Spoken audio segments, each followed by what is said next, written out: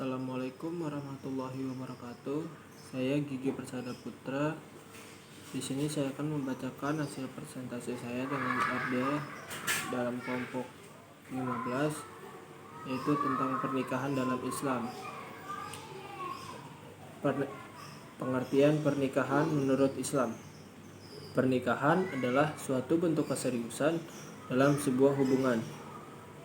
Selain merupakan bentuk cinta, pernikahan dalam Islam merupakan salah satu bentuk ibadah kepada Allah.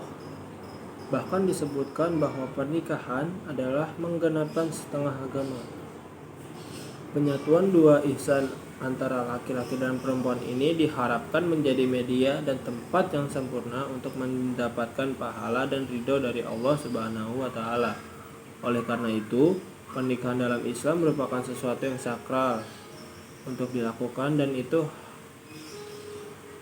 harus dijaga bahkan hingga maut memisahkan.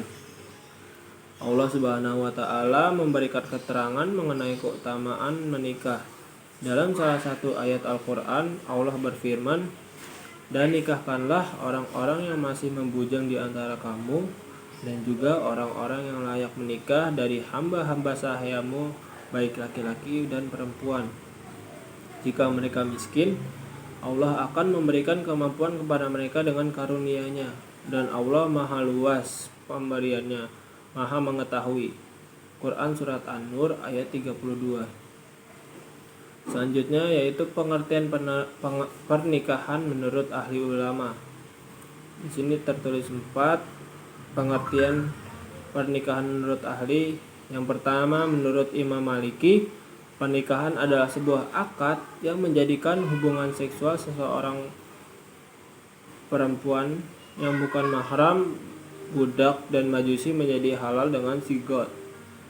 Selanjutnya Imam Hanafi. Menurut Imam Hanafi, pernikahan berarti seseorang memperoleh hak untuk melakukan hubungan seksual dengan seorang perempuan, dan perempuan yang dimaksud ialah seseorang yang hukumnya tidak ada halangan sesuai syar'i untuk dinikahi. Selanjutnya menurut Imam Syafi'i, pernikahan adalah akad yang membolehkan hubungan seksual dengan lafaz nikah, tajwid, atau lafaz lain dengan makna serupa. Selanjutnya dari Imam Hambali, menurut Imam Hambali, pernikahan merupakan proses terjadinya akad perkawinan. Nantinya akan memperoleh suatu pengakuan dalam lafaz nikah ataupun kata lain yang memiliki sinonim. Pada dasarnya, semua pengertian pernikahan yang disampaikan oleh keempat imam tersebut mengandung makna yang hampir sama, yakni mengubah hubungan antara laki-laki dan perempuan yang sebelumnya tidak halal menjadi halal dengan akad atau sigat. Adapun tujuan pernikahan yang pertama yaitu untuk memenuhi kebutuhan manusia. Pernikahan dalam Islam adalah hal yang suci dan menjadi pertalian antar manusia yang disaksikan oleh Allah Subhanahu wa Ta'ala. Melalui pernikahan, kebutuhan biologis manusia akan tersalurkan dengan benar dan sesuai dengan aturan Allah. Rasulullah Shallallahu Alaihi Wasallam bersabda, "Wahai para pemuda, barang siapa dari kamu yang telah mampu memikul tanggung jawab keluarga, hendaknya segeralah menikah. Karena dengan pernikahan engkau lebih mampu untuk menundukkan pandangan dan menjaga kemaluanmu." Adapun untuk tujuan kedua pernikahan yaitu membangun rumah tangga.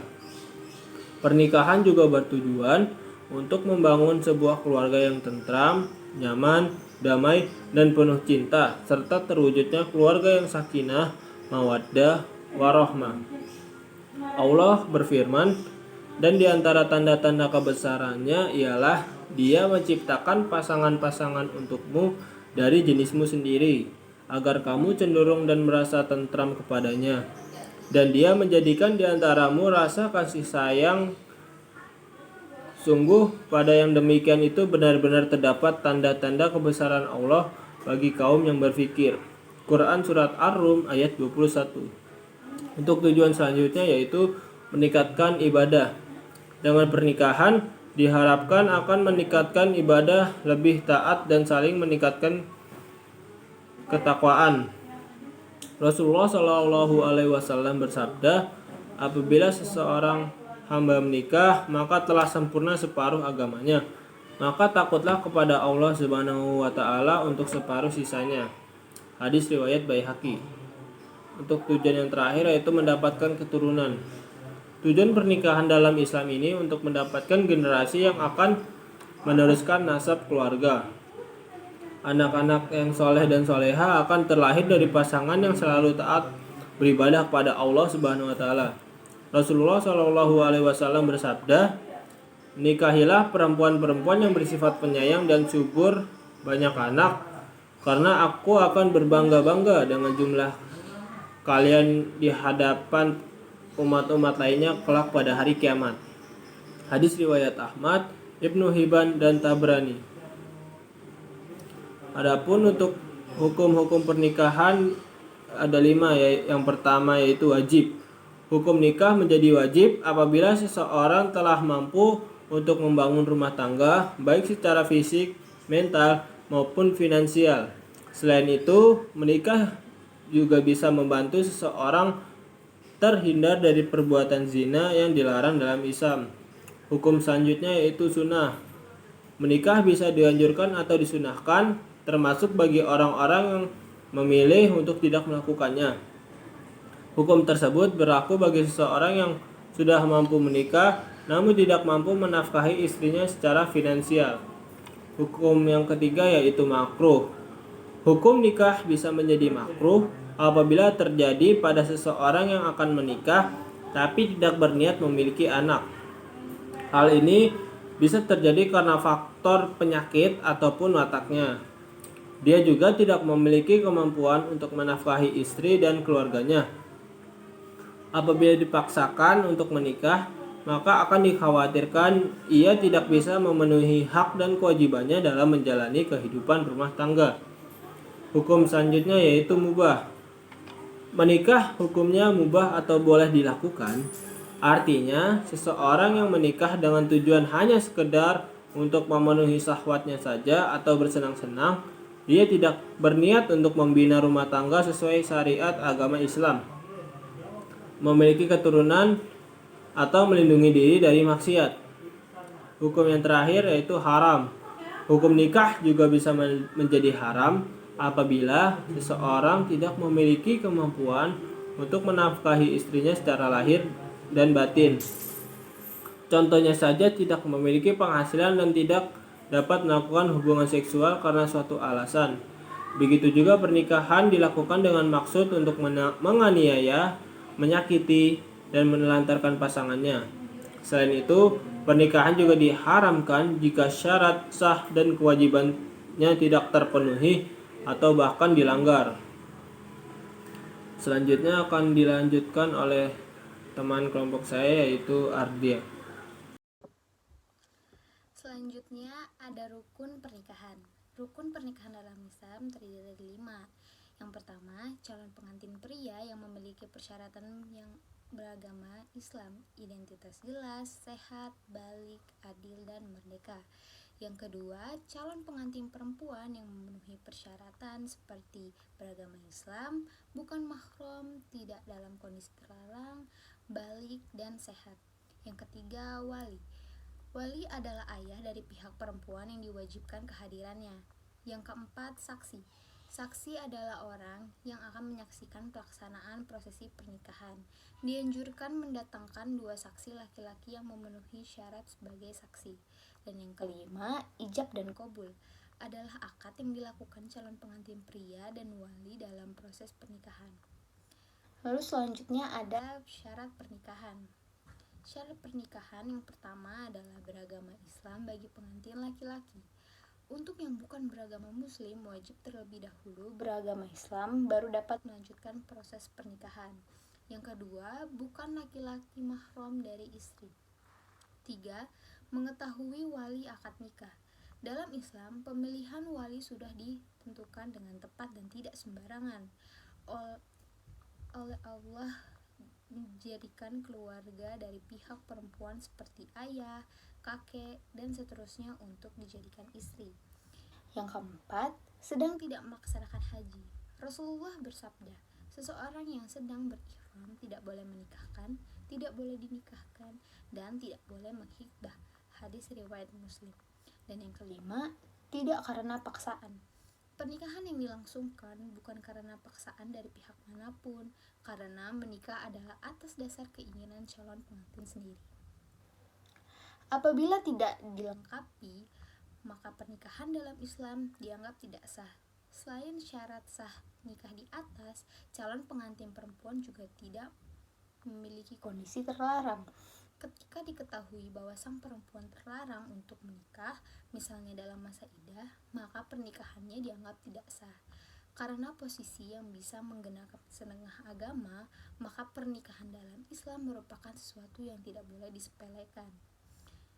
Lalu ada problematika dalam pernikahan. Yang pertama, hubungan komunikasi yang kurang baik, hak dan kewajiban suami atau istri yang terabaikan, adanya campur tangan orang tua dalam berumah tangga, dan perbedaan pendapat. Lalu yang terakhir, ada cara menyelesaikan konflik rumah tangga di dalam Islam. Yang pertama, menyelesaikannya dengan kasih sayang. Tidak semua masalah dalam pernikahan harus diselesaikan lewat pertengkaran. Misalnya bisa dengan mencoba mengalihkan suasana dengan bercanda, menebus kesalahan dengan memasakkan atau memberikan makanan yang lezat, atau mungkin jalan-jalan keluar dan menghirup udara segar. Cara ini juga diajarkan oleh Nabi Muhammad SAW yang penuh kasih sayang dengan keluarganya. Lalu disebutkan juga oleh firman Allah Subhanahu wa taala dalam Quran surat Ali Imran ayat 159 yang berbunyi, maka berkat rahmat dari Allah kamu berlaku lemah lembut terhadap mereka. Sekiranya kamu bersikap keras lagi berhati kasar, tentulah mereka menjauhkan diri dari sekelilingmu. Dan yang kedua, ada mengendalikan emosi dengan baik. Seseorang yang bisa mengendalikan emosinya dan bersikap lebih sabar, lebih disukai oleh Allah Subhanahu wa taala, seperti yang disebutkan oleh sabda Nabi Muhammad SAW yang berbunyi, barang siapa menahan amarah padahal ia mampu melakukannya, pada hari kiamat Allah akan memanggilnya di hadapan seluruh makhluk, kemudian Allah menyuruhnya untuk memilih bidadari yang ia sukai. Hadis riwayat Ahmad, Daud, Tirmizi, dan Ibnu Majah. Dan jangan kamu marah, maka kamu akan masuk surga. Hadis riwayat At-Tabrani. Lalu yang ketiga, saling memberi nasihat. Ketika konflik sedang terjadi, biasanya kedua belah pihak merasa bahwa dirinya itu paling benar. Untuk itu cobalah untuk berbicara secara baik-baik. Yang keempat, saling memaafkan. Allah Subhanahu wa taala menyukai orang-orang yang mau saling memaafkan, seperti yang tertuang dalam Quran di bawah ini, yang artinya perkataan yang baik dan pemberian maaf lebih baik dari sedekah yang diiringi dengan yang menyakitkan atau perasaan si penerima. Allah Maha Kaya lagi Maha Penyantun. Quran surat Al-Baqarah ayat 263. Lalu yang terakhir, menjaga komunikasi dan saling percaya. Sikap saling percaya bisa membuat prasangka-prasangka buruk atau suudzon bisa dihindari, sehingga hati pun bisa jauh lebih tenang. Allah Subhanahu wa taala juga berfirman dalam ayat berikut yang artinya, hai orang-orang yang beriman, jauhilah kebanyakan prasangka, karena sesungguhnya sebagian tindakan prasangka adalah dosa, dan janganlah kamu mencari-cari kesalahan orang lain. Quran surah Al-Hujurat ayat 12. Sekian dari kami. Wassalamualaikum warahmatullahi wabarakatuh.